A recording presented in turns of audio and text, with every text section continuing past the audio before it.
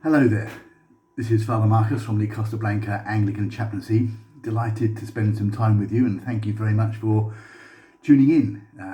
One of the great things about doing these YouTube presentations is that I've got absolutely no idea who I'm talking to. I get a vague idea of how many people have looked at the videos, but I don't know who you are, and I don't know whether you're a very full-on paid-up member of the Anglican Communion, the church. I don't know whether or not you live in Spain or whether or not you live elsewhere. I don't know whether you're just seeking or looking around or just trying to find something out about faith. I don't know whether someone's passed this video on to you. And it makes for a very interesting approach to think about what I'm going to say. What I really like about it is that I don't know where you are on your spiritual journey. And I think that's great because we're all somewhere different. All of us, everywhere, are somewhere different. And some of us take a lifetime to grasp some of the great truths about faith and accept some of the mystery. And other people seem to grab a hold of it easily and simply. And there's not a right or wrong way. And there's not a place that we all need to be at any specific time. I remember when I was at school, there was a lad in my school who seemed to think that he had it all sewn up, and I tell you what, he just used to get right on my wick. And I loved the fact that quite a few of us were sort of struggling and asking questions and not quite sure what we thought. And it's really fitting because this coming Sunday, our gospel reading in church is Jesus talking with his disciples, and he's getting close to going to Jerusalem, and he's trying to work out whether or not they've grasped enough of who he is and what he says in order to carry on once he's no longer around. And so he asks them some questions. He says, first of all, he says, who do people say that I am? And their answer's a little bit bizarre to start with. They say some people say that you're John the Baptist, back from the dead. Well, people knew Jesus and John the Baptist at the same time. So how could Jesus be John the Baptist? So it was a bit of a bizarre answer. And then they say other people think that you're Elijah. And Elijah was believed to be a person who was going to return before the Christ, the Messiah, came.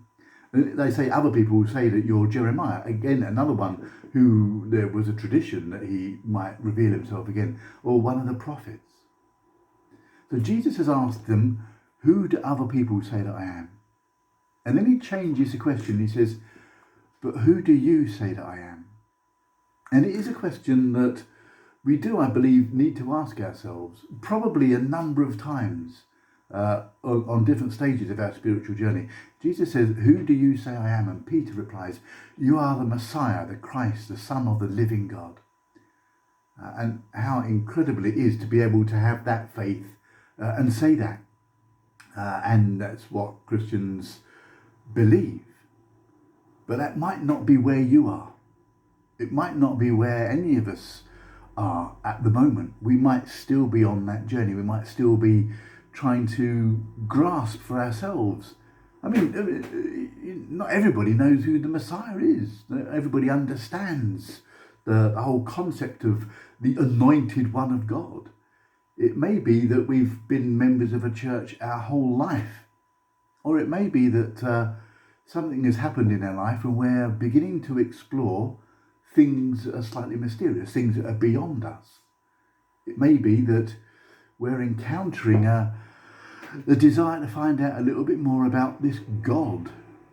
Maybe that we're beginning to get involved in church, or maybe that we've left church. It could be that we're anywhere on this spiritual journey, which is a journey that is part of us our whole life long, even at the times when we're not aware of it.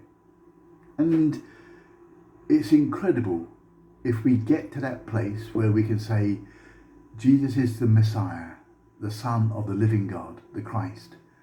And if we know that and we can commit ourselves to him, then our faith is going to blossom and flourish and grow, and it's going to be great. But it may be that we're not there yet. It may be that we have still got questions, or it may be that we just don't understand, or it may be that we're fearful of making too much of a statement. It may be that we understand that some people have that, but we don't feel that at the moment. We don't feel, here's the thing. Here's the thing. Jesus poses a question twice. First of all, he says, who do other people say I am? And most of the information that we get about Jesus is based on what other people tell us, or what we read in places, or what we hear in sermons, or what we encounter when we speak to people who are endeavouring to live the faith. But then he says, but who do you say I am? And there's a difference between knowing about Jesus and knowing Jesus. And some of us might not be quite sure how we get to that place where we can say that we know him, that we can have that personal relationship with him. And here's the thing, having a relationship with Jesus is exactly the same as having a relationship with anybody else. The big difference is that it's a spiritual relationship. It's about belief and trust and acceptance and a growing understanding. And we build that relationship slowly, I think. And there are a few small blocks that are there at the beginning. And it's interesting, we don't need to get it sewn up before we start the relationship. And these blocks are simple. It's accepting that there may be a God, rather than knowing that there is or knowing that there isn't.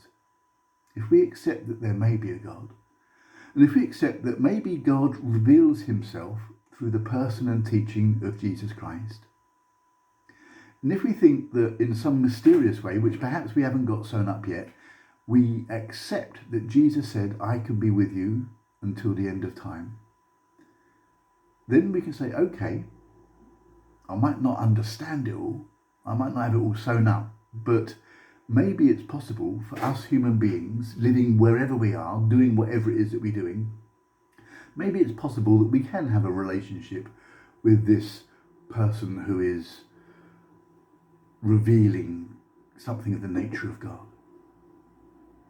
And we get a bit of the nature of Jesus through immersing ourselves in the stories about him in the scriptures, and we get to understand the general concept of his message, which we make it complicated, but in fact, in principle, it's simple. It's about loving God and loving our neighbour and trying to put that into practice.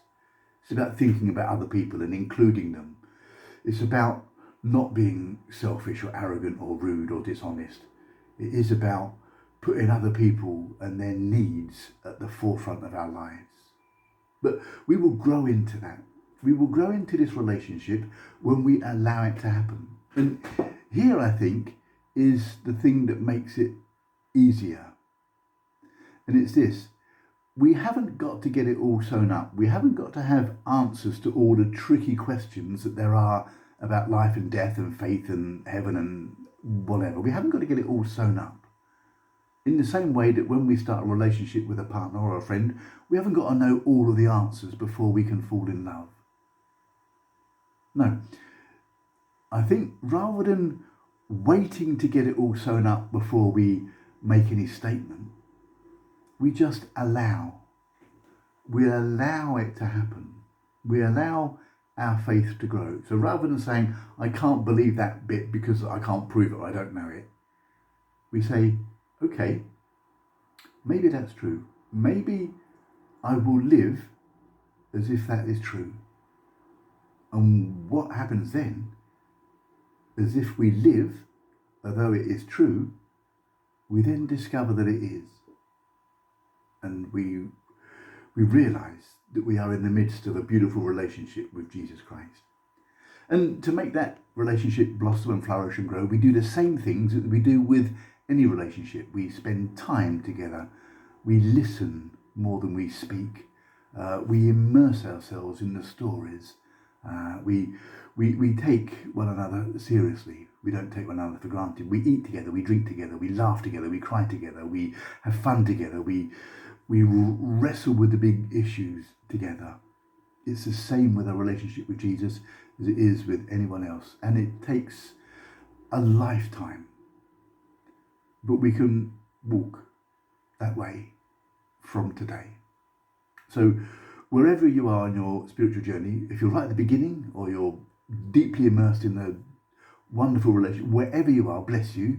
Bless you, bless you. I wish you well. I hope that it grows. I hope that you have feelings of comfort and joy. And I hope that you understand that you are loved and valued more than you can ever imagine. So bless you, bless you, bless you. Until next time. Bye.